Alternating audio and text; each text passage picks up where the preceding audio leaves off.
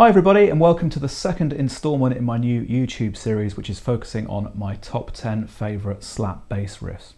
So this week's riff is going to be a line by Stuart Hamm, and it's from a song called Call of the Wild, which appeared on his 1988 album Kings of Sleep. So let's first of all have a listen to it.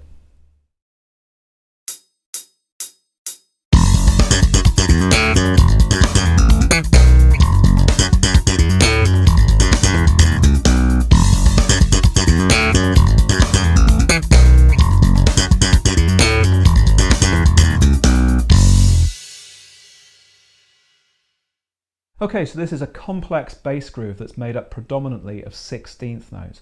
So we're going to be working through this a beat at a time. So on the first beat of the first bar, we're going to be slapping the open E string. We hammer on to the F sharp at the 2nd fret, and then we're going to slap that F sharp twice more. So we have 4 notes on our first beat, 4 16th notes. Moving into the second beat, again we're going to have 4 16th notes. This time we're going to be slapping the F sharp, popping the octave F sharp at the 4th fret of the D string, then slapping the lower one, then popping the octave again. So slap, pop, slap, pop. That's our second beat. Let's put beats 1 and 2 together. And again. Now moving into the third beat of the bar, we're going to slap that F sharp one more time, pop the octave, and then this time we're going to follow those 2 notes by playing a hammer-on. And the hammer-on is going to be from the E at the 2nd fret of the D string. You can slap that note, and then we're going to hammer on to the F sharp 2 frets higher. So beat 3 sounds like this. Now that leads us directly into the line in the 4th beat of the bar, which is going to be 2 notes, 2 8th notes. We're going to be popping the A at the 2nd fret of the G string and then slapping the F sharp again. So bar 1 is going to sound like this. And again.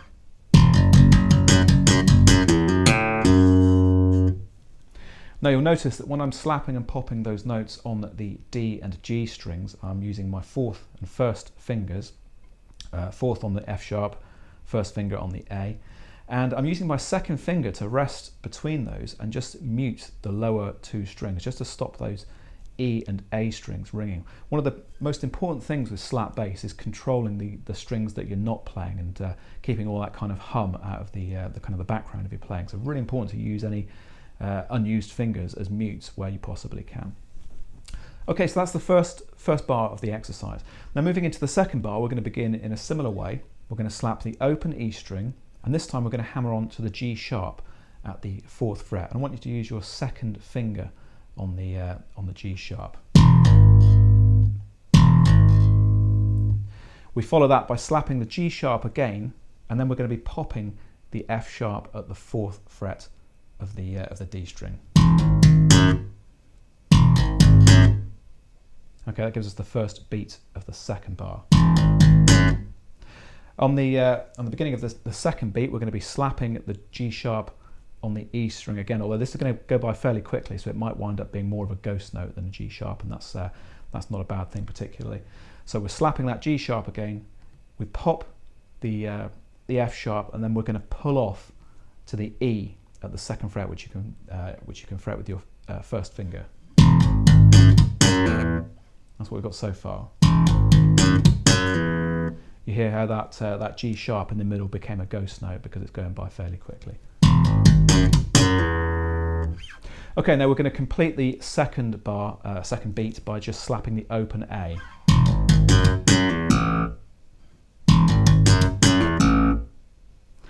Now that leads us into the 3rd beat of the bar, where we're going to continue slapping the open A string. We're going to slap it twice more. So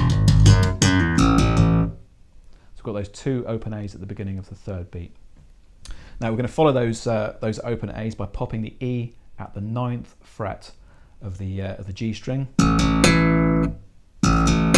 Because we've used an open string rather than a fretted note, we've got the opportunity to move our fretting hand up the neck whilst we're slapping those open A's.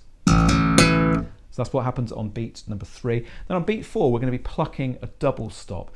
And if you're unfamiliar with double stops, it's essentially 2 notes played at once. And there's an entire course on double stops on the slap bass course over on the Bassline Publishing website. So worth having a look if you've not checked out double stops before. So this time we're going to be plucking 2 notes. It's going to be the B, 7th fret of the E string, and the D sharp, which is a 10th higher. Again, there's a whole course on tenths over on the slap bass course on the Bassline Publishing site. So that's the sound we're going for, a B major 10th sound. So we go from this. That's our 3rd and 4th beats. You get a really nice kind of sound of a B major chord there because we've got the root and the major 3rd. Okay, so bar 2 sounds like this. And again. Let's put bars 1 and 2 together now.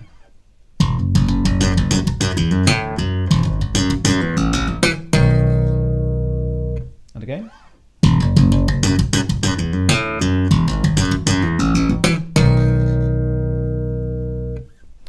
Okay, so moving into the second half of the exercise, you'll see that the 3rd bar is the same as bar number 1, but then in bar 4 we've got something slightly different. We've got a different fill at the end. So all of the first 2 beats of the bar are going to be the same. Going to go as far as that. Then we're going to play a ghost note with the thumb on the E string or the A string, doesn't really matter which.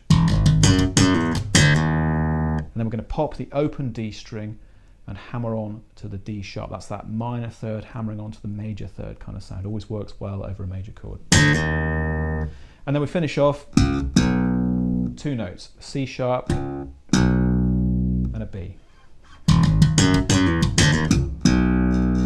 Okay, so that's the 4th bar. Let's say bars 3 and 4 together.